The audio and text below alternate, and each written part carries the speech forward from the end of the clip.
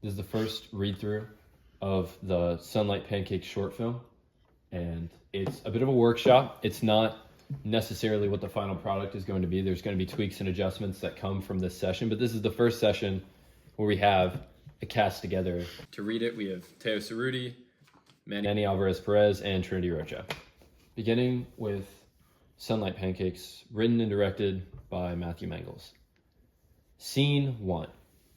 Fade from black to a boy riding his bike down a dark suburban street in the early morning, illuminated only by passing streetlights. This boy is casually turning and gliding down the road with comfort while the cameras follow him from behind. There is soft music in the background layered on top of the sound of gears and tires rubbing against the ground. The boy turns into a driveway and rides up to the side of the house. Walking through the back gate, he gently places the bike up against the side of the house and locks it against the gate. Moving to the back porch, he sits down in a lawn chair and takes a cigarette out of his pocket, smoking alongside his dog, who has appeared when he sat down. He has a bruise on his temple and a large jacket and jeans, and headphones. Coughing with each hit he takes, he hears a noise behind the sliding glass door of the porch. Panicked, he tries to put out his cigarette on the arm of the chair as an older boy hangs in the doorway. Paulie, you know those things are no good if you cough them back up. Knowing he's caught, the boy sighs while not making eye contact with his brother. Cliff snatches the cigarettes and lightly smacks his brother with them. You know these are really dangerous for you, right? Do you know the leading cause in all smoking-related deaths? Cliff takes out a cigarette and begins to smoke it. Give those back, man. Wrong. It's cigarettes. Now tell me how Angel Boy got his hands on these. I don't know. I found them. Cliff looks up at Paulie, who knows he's not convincing. I lifted them. Cliff cracks a disappointed look and puts the pack in his pocket. What are you doing? I'm confiscating these. Protecting the youth of tomorrow. I can take care of myself. Why don't I get to be an adult? Because most adults don't play Pokemon cards or live at home. You still live at home. And every day I pray the flies for. Besides, I've seen the way your room looks. That's not the mess of someone who pays taxes. How is she? Cliff is clearly uncomfortable with this question. She'll be all right. Should be any day now that she can come home. Did you give the letter? No. She was asleep when I got there. I left it on the seat next to her bed, though. There's a brief moment of silence. Does Mr. Adult want to eat something? Paul nods. Cliff gets out of his chair and moves towards the house, followed by Paul.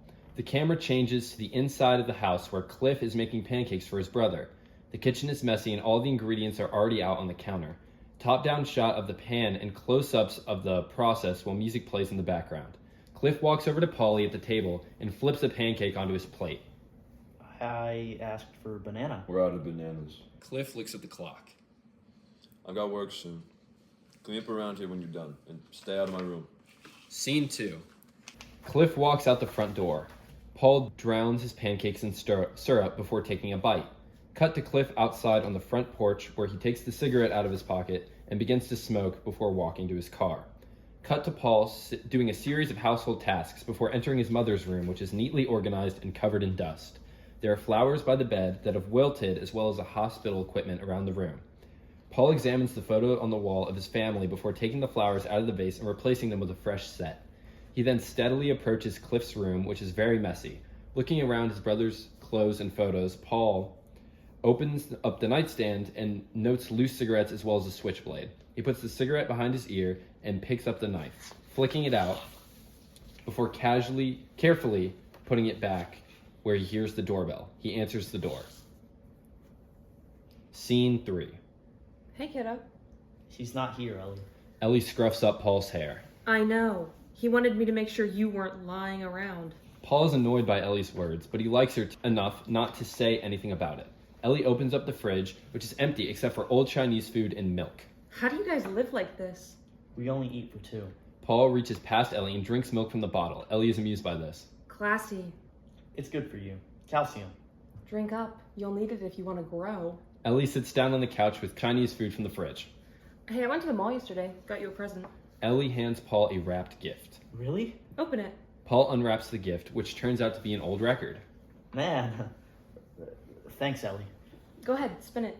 Paul excitedly walks over to the record player and puts it down on the table. Music plays. Like it? Yeah, it's awesome. I feel like I should have got Cliff something. We've only got his stuff. You don't like his style? I do. I like it. Then we'll just say it's for both of you.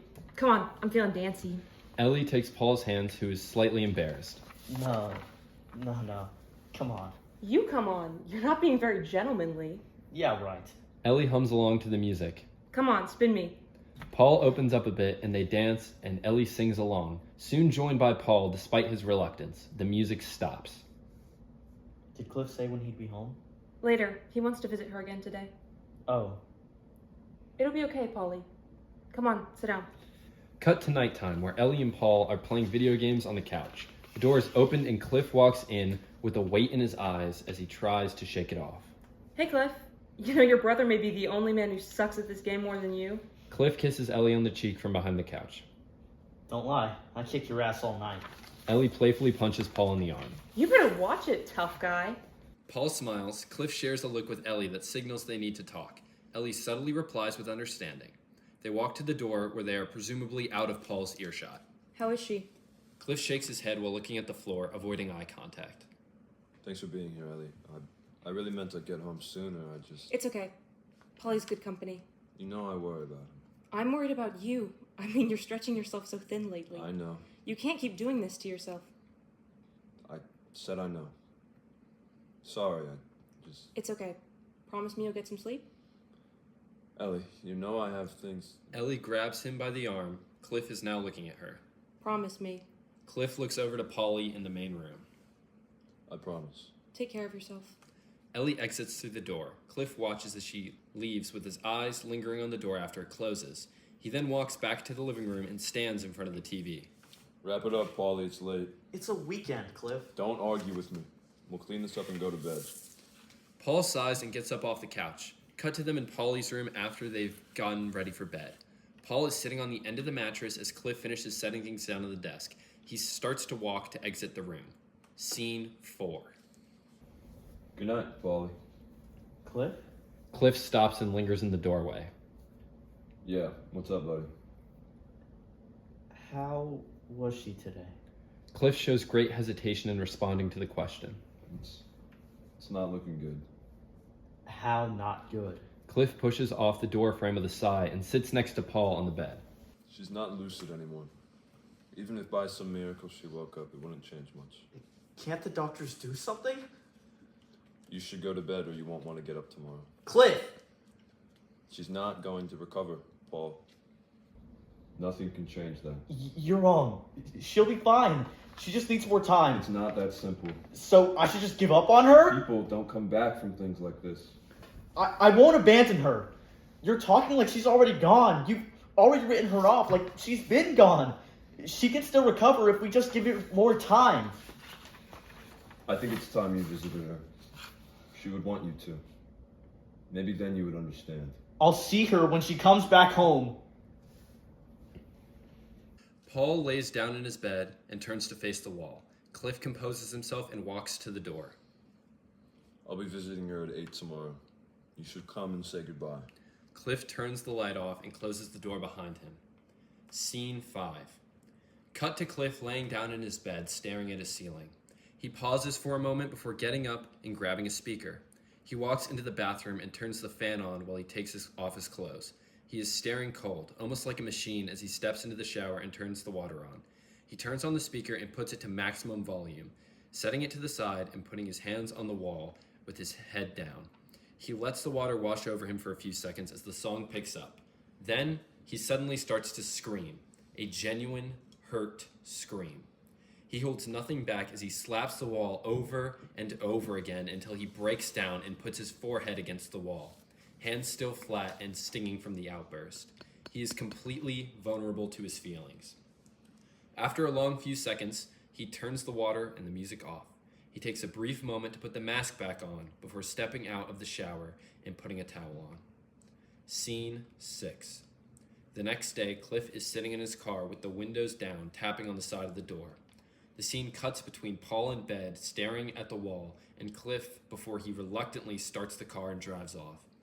When Paul hears the car pull away, he gets out of bed and sits at the end of the mattress. Cut to Paul making pancakes for himself in the kitchen. He's not as skilled a cook as his brother. He takes the food to the table where he eats in silence, tapping his hand and drowning in the discomfort. He walks over to the turntable and plays the record Ellie gave him. This seems to calm him down as he sits back down at the table to finish his food. Cut to Cliff stepping out of the doors of a hospital with a look of loss on his face. He is very alone in this moment, as the wheels in his head slowly turn to process his loss. He stops at the edge of the curb where he stares blankly for a moment before we cut to him in the car, taking out his phone to dial. Paul, are you there? She's gone, Paul. She's dead. She died in her sleep. There wasn't any pain. Are you listening? Hello, Paul, I know that this is hard, but you have to say something so that I know you're hearing me. Why won't you say something? You don't have anything to say, do you? Is that why you never came? I've been trying so hard to understand your feelings, but I don't know why clearly, because you don't feel anything about it. She's gone, Paul. You could have visited. How many times did I tell you to visit her, but you didn't, did you? It must have been real hard for you, isn't it? Well, imagine the pain she felt when you didn't even bother to come see her. She was all alone because you decided that it wasn't worth your time. There is a very long pause. Cliff is deflated from finally letting out all his anger. You know I didn't mean that, Paul. I shouldn't have.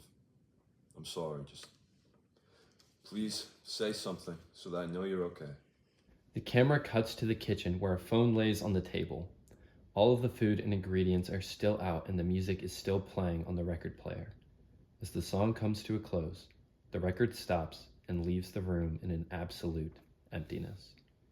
Scene 7. Cut to a wide shot of Paul biking away from the house as fast as he can go. The shots change as he bikes further and further as the unmoving shots capture his momentum from what feels like a million miles away. The sun goes further down with each shot.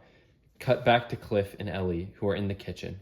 Cliff paces back and forth while Ellie leans up against the counter. How long has it been? A few hours. He could be anywhere. He has to be somewhere close. How come? He wouldn't go far. How do you know that? Because I know him. He has to be somewhere close.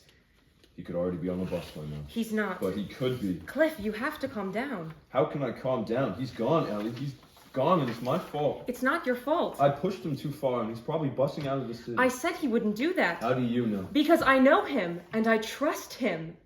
Paulie isn't going anywhere because he would never do that to you. Do you understand? I just need to find him. I'm going out to the car. I'll be back as soon as I can. Ellie stops Cliff by embracing him. There is a moment of silence. It's going to be okay. Paulie's not going anywhere. There is another moment of silence. I'm so sorry, Cliff. I'm sorry about everything. After the words sink in, Cliff tightly embraces Ellie back. Ellie opened up the door for Cliff to finally acknowledge that he was just as hurt and scared as Paulie. Ellie takes a small step back as they hold each other's arms closely. Cliff whispers, Thank you. I'm okay. What if he really is gone? You'll find him, Cliff. You know him better than anyone. Ellie and Cliff share a tender look as the camera pans over to the family picture hanging on the wall, with a slow zoom on Paul's mother. Scene 8. Paul is standing on a beach with his bike in the background laying discarded in the sand. Paul is staring off the ocean in the same broken way his brother does. He is now more in denial than he has ever been, and as he pushes the thoughts of his mother's death out of his mind. The scene is silent as the sunlight gleams off the whitecaps. Paul is turning through his grief as he drowns in a lack of answers. He is being consumed entirely as he faces the rush of all the pain he's neglected. He reaches for the sun, which seems just out of reach from his fingertips. Caught in a trance, Paul slowly gets up and starts walking towards the water. He goes waist deep in his clothes before stopping. He looks over his shoulder at the beach he would leave behind before turning around to face the vast blue. He is truly alone. This is when we cut to Cliff pulling up to the beach and getting out of his car. He walks down the path before seeing Paul in the water. The shot goes back and forth between a profile of Cliff and of Paul, and Cliff picks up to full sprint, screaming Paul's name. Paul closes his eyes and begins to walk forward again before he puts his head under. Cliff crashes into the water as he starts to swim after Paul, diving under as the shot holds on the newfound stillness of the scene. Cliff then breaks out of the water, holding Paul in his arms as they both pant from exhaustion. Cut to them sitting soaking wet on the beach, staring off past the waves. It is silent and uncomfortable. Cliff looks down at his phone, which breaks the silence. Ellie will be here soon. Want to tell me what you were doing out there? Paul doesn't break his stare. I didn't mean when I said Paulie, it was just, I don't know. This isn't your fault. It's not. I lost control. Cliff looks at Paul, who continues to blankly stare out over the waves. Reaching for Paul's bag, he pulls out his cigarettes. However, instead of reprimanding him, he simply takes one out and lights it. This is a surprise for Paulie. Cliff hands one to Paulie, who puts it in his mouth and lets Cliff light it. Cliff takes a breath and turns his attention towards the waves. I've always loved this beach. We used to come here every day during the summer. I remember how she taught me to swim out there in the ocean. She would tell me to float on my back and trust that the water would support me. I was scared. I knew she was right. I knew it. I just hated leaning back and not knowing what was under me. We spent hours out there trying until I got so upset that I wanted to quit. But she didn't let me. She put her hand out my back and said, "You don't need to trust the water. Just trust that I'll be there if you sink." I did trust her, so I let her hold me up with her arms under me. She said, "Just look at the sky. Don't think about the water. It can't hurt you." I didn't fear the water. I was relaxed because I knew she was going to be there to protect me. But when I looked over at her, she was gone. She had let myself float on my own the whole time. I panicked and lost control over myself. And suddenly I was drowning without her, Paulie. I'm drowning here. I don't know what to do, and I can't go through this alone. I know you're drowning too, but she can't be there to hold us anymore. We're all we've got. Please, don't leave me all alone. Paul breaks from his trance and looks over at Cliff. They are equal now. They're both broken. I'm sorry, Cliff. I'm sorry. What are we going to do? I don't know. She's really gone. Pause as the boys have found some kind of peace in grief. She would have loved being here. She always loved the sunset. I'm sure she would have. Paul takes the cigarette out of his mouth and throws it in the sand in front of him, surprising Cliff. That was my last one. They're bad for you, you know? Cliff smiles at Paul in pride, taking the cigarette out of his own mouth and throwing it in the same way. Suddenly, they are both hit in the back of the head with towels, turning around to see Ellie, who sits beside them. Felt like taking a swim, Paulie? I guess so. You got here quick. Two knuckleheads soaking wet in their clothes. Yeah, you weren't hard to find. How's the water, by the way? Warm and refreshing. Sure. The sky's really pretty tonight. It is. Don't you think, Paul? Paul looks out over the water with a slight look of satisfaction and reconciliation. Yeah, it is. The shot lands behind them, looking out over the water. The camera slowly backs up for a moment as the credits roll, before stopping a distance behind them. The moment breathes before the scene cuts to black. The end. Yeah. Done.